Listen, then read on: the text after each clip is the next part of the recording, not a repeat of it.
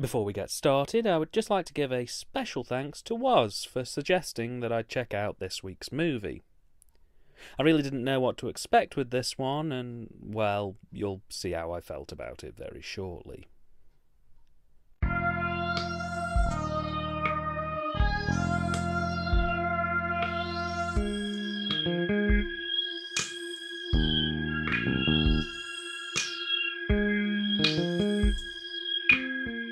How long is too long when it comes to a film that's entertainingly bad?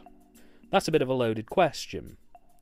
When I first started doing these, I was under the impression that I had all the time in the world for a film that's entertainingly bad. I kind of made myself believe that I was so enamoured to painfully bad cinema that I could quite easily sink hours into it. And for the longest time, at least for what must be approaching a decade now, I believed that to be true. Until I sat and watched the 1988 Hindi movie Commando, a film that's done what I thought impossible. It's given me a glass ceiling of tolerance for shockingly bad yet entertaining cinema. You see, when I was recommended this film to review, I'd probably rather naively assumed that it would have a rather traditional 80 to 90 minute runtime. In fact, the only information that I was given about it was that it borrows quite heavily from the first American Ninja movie. Would you like to hazard a guess as to how long this film is? 80 minutes? Way off. 110 minutes? Try again. Try 139 minutes. Yes, 139 minutes. Or 2 hours and 19 minutes to simplify it. And I still can't believe I sat through the whole thing. But I did. For you lot. Please save your gratitude for the end of the video. To put that into perspective, that's just 40 minutes short of being as long as the first Lord of the Rings movie. And I'm sorry, but there is only so much tat one man can sit through in one session. I can't believe I actually found my limit, my breaking point on tat. I should probably explain what I could gather on the plot first and foremost, but quite honestly, it's ridiculous to keep track of exactly what goes on in this film, and that's not taking into account the straight elements. That's just how manic and all over the place it actually is. So please bear with me. So, the film opens with a father and son going for a morning exercise routine, and while out jogging they bump into another parent and child exercise team, and it turns out that both dads know each other as they're both commandos in the army tasked with defending the country's Prime Minister. It's here that the children meet for the first time too. After a bit of a chat, they return to their house for food, and after another extended scene, it then cuts to later that night at a rally hosted by the Prime Minister. When the Prime Minister concludes a speech, a man rushes the stage and attempts to assassinate the PM, and what we think is our hero for the film jumps in front of the bullet, saving the Prime Minister but losing his life in the process. We then cut to the funeral, followed by a brief montage in which time drastically passes, and we're now following the father's son, who's all grown up and about to join the munitions corps of the army himself. His mother's been put in an asylum for the trauma sustained while watching her husband get gunned down right in front of her, and she has a full breakdown when her son mentions to her that he's going to be following in his father's footsteps. There's a brief training montage, followed by an extended sequence in a disco in which a couple get pushed about and semi-molested by a gang. This results in a fight breaking out, and it's here where we're also introduced to one of our main villains for the piece, who plans on selling weapons to even more evil bad guys and killing anyone who gets in his way. After this scene, we then cut to our hero, who's moving as part of a convoy. All is going well, though weirdly our cheery hero is now coming across as a bit cold, when the troops are attacked by random ninja soldiers. But our hero manages to defeat them before escaping on foot with a woman who the enemy soldiers were seemingly trying to capture. From here on in, the next hour of the film is effectively a chase sequence in which our heroes, by means of land, river and air, try their damnedest to escape the enemy soldiers in order to return the woman back to her father's house, which they do, at about the hour-and-a-half mark. It's here that any other decently strange movie would have run credits and started shooting a part 2. But not this masterpiece. Oh no, this one barrels on. So it turns out when our heroes get to the woman's father's house that the father is secretly conspiring with the villain we met in the disco a while ago to get rich off the munitions, and it also turns out that the soldiers who've been hunting down our heroes were hired by these exact villains because they decided that these two couldn't be trusted. So the pair somehow manage to escape again, return to their squad, inform them of the dangers that are facing the whole team if this isn't stopped, and a plan begins to defeat the bad guys. It's at this point that our commando hero decides to sneak into the villain's secret meeting to hear more about what their plan involves, and here it's revealed that the bad guys want to kill anyone who gets in their way, and they want to be filthy, stinking rich. They also reveal that there's another, even more super secret hideout where all of the soldiers and the best bad guys are currently hanging out. They then spot our hero literally standing looking through a window at them, and rather than trying to get rid of him, they let him escape. He then formulates a plan with a few men to storm this fortress and defeat them once and for all, only for it to be revealed that one of the big cheeses is none other than the girl our hero met years ago when they were training with their dads. It turns out that at the exact same time that our hero's father got shot during the assassination attempt, her father also got killed. The film just didn't bother to reveal this until this point. And so, armed with a few good men and some terrible effects, our heroes head up to the super secret base, accessible only by cable car, to stop the bad guys from succeeding and to liberate the people forced to help along in this regime. Oh, and did I mention that this was a musical? Because of course this is a musical. I'll be honest, this film is ridiculously good fun, but its biggest problem is the frankly schizophrenic script that races between being a serious all-macho action film, a lively slapstick comedy, and an all-singing, all-dancing musical with absolutely no self-awareness and no care for the audience enduring this. Seriously, a typical example of this movie's pacing would be: our heroes find themselves in a village full of people who want them dead. They fight and lie low long enough to sneak into someone's back garden in order to try and strike up a conversation with a local. The local pulls a gun on them and threatens to blow their brains out before our heroes realise he's actually deeply mentally unwell, and they manage to convince him that they're actually a famous brother and sister duo that this gunman is obsessed with.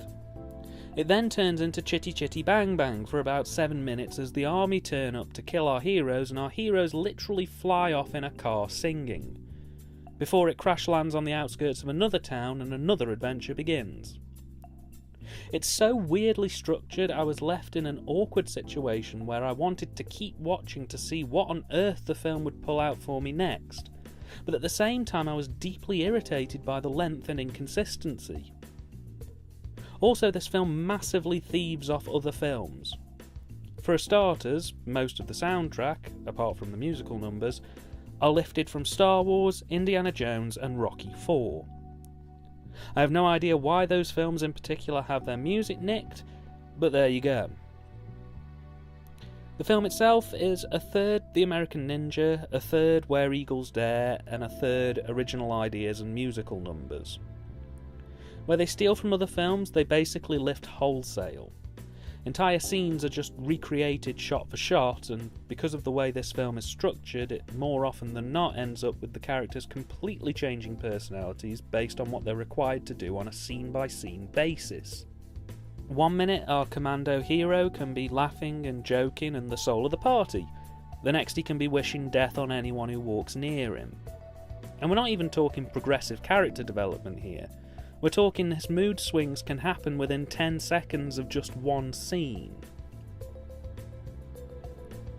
The film was directed and written by Babar Subhash, a bit of an auteur with several writing, direction and production credits to his name. He's quite a diverse filmmaker, with movies ranging from Tarzan to full-blown disco-fueled movies to, well, films like this. And with this in mind, I can't really fault the filmmaking present in this movie. It may be 2 hours and 19 minutes long, but it has scale, scope, and it really is trying to be the best film it can be, no matter how small the budget was. I can admire a director who aims high and comes up short over someone who plays it safe and doesn't achieve anything. I realise anyone watching this review who hasn't seen this movie may now open another tab and go and look it up, to see what I mean. What I will say is that the first 5 minutes of this movie are not a good reflection of the sentiments raised above. Predominantly because the film opens with a title card explaining the events of the film are fictitious, apart from there really being an Indira Gandhi, and we're then hit with the most distorted and awful sound recording of dialogue I've heard in a release. Seriously, it gave me a headache. But if you can work past the first 5 minutes, it's relatively solid stuff. There's some cracking dialogue here as well in this. While the majority of the film is in Hindi, the odd line, whether mistranslated or otherwise, comes out brilliantly. There's a bit near the beginning where our hero beats up some thugs to protect a patron of a bar, and as cool and smoothly as possible he delivers the line, "I am the hope of the poor." With such power, it's amazing.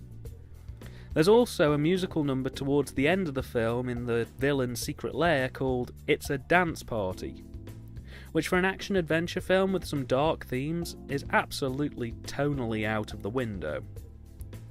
In fact, let's crack that while we're right here and now. This film is a musical, and while it's completely inappropriate that this film is a musical, the actual songs themselves in this film are ridiculously catchy. I'd be a total liar if I said they weren't. They're upbeat, synth-infused, and while absolutely unnecessary, I think this film would be significantly less interesting without them. As for Direction and Cine, well, it's a bit of an odd one really. While for the most part the film is pretty consistent and solid in wanting to just be a high-scale action movie, there are some shots, probably about 20% of the film, maybe slightly more, where it just randomly lurches into over-the-top, crash zooms, bouncy, Daffy Duck vision. Much like the very unusual soundtrack choices, this is seemingly completely at random with little to no cues, and it just left me feeling quite confused. I can't say the film stood out to me in any way from a directional standpoint, with the exception of some of the model shots used throughout, of course, which, while extremely brief, are also ludicrously awful. They were probably the most stylised shots in the film, and they felt very out of place amongst the running and gunning OTT nature of the performances. The cine is much the same. While I have to applaud elements of this production, such as the use of back projection and some pretty decent location work, for the most part, much like the direction, it's all fairly high energy before randomly shunting gear into something weird and wonderful. It's just bizarre. I really wish I could be more precise about exactly why this film is the way it is. But honestly, it just feels like the director had a movie night at his place the night before shooting and decided that his next film should basically be a hard-cut mishmash of all the films he'd watched previously. It's a little bit distracted if you understand my meaning. Finally, the acting. How do I even talk about the acting in this film? It's hard enough to read the motivations and scope of the characters when they speak the same language, let alone when there are completely different cultural interpretations for even subtle body language and movements. It goes out of the window really pretty quickly. My takeaway in all of this? The actors were very, very confused for most of the movie, and the director didn't entirely know what he wanted from them. As a result, our main core cast flit wildly between character styles, and the extras range from robotic, wooden as a board one-line deliveries, right the way through to summer is a coming in style Wicker Man grandiose performances. While I would have greeted uniformity with warm welcome, I would also argue that the fact that this film has such diverse acting styles throughout, it was ultimately the thing that kept me watching on and on well up to the final minutes. It's a bit like a lucky bag. Every scene could give you either one of the greatest or one of the worst performances you've ever seen. But if you stop watching, you may well end up missing out on the best or worst of the film. Commando has had a DVD release. I wish I could be more specific about that. The only information I can find, though, is an Amazon listing and a really badly made box art. If I had to hazard a guess, based on the box art design and the age of the listing, I'd probably put this down as an early 2000s release. Maybe 02 or 03 time. I believe it was distributed by a company called Eagle. And if you want to get your hands on a copy of this movie, good luck. It's currently retailing for about £245 on Amazon, and it's not available on CEX or eBay as far as I can see. So if you stumble on one of these in the wild, send it to me. I'll take really good care of it. I promise. I'll be honest here, this film was a mess. A truly shambolic slam together of 3 to 4 movies that runs about 70 minutes longer than it should and jumps wildly between being interesting, weird and entertaining to being boring and ultimately forgettable. Because of its length and its current going price, I really can't recommend checking this one out. Which is a real shame, because if you dig just below the surface of this film, you'd find some really cool and awesome little scenes hidden in here. At some point I should really do a supercut of all the best bits of this film. It'd probably be about 30 to 40 minutes long, and I think it'd really showcase everything worth loving about this movie. It really does have a lot going for it if you can make it through the runtime. If you have the patience of a saint or you're looking for something new and a bit different, then by all means go right ahead and check this one out. For me though, sadly, I think it may be a first and last viewing.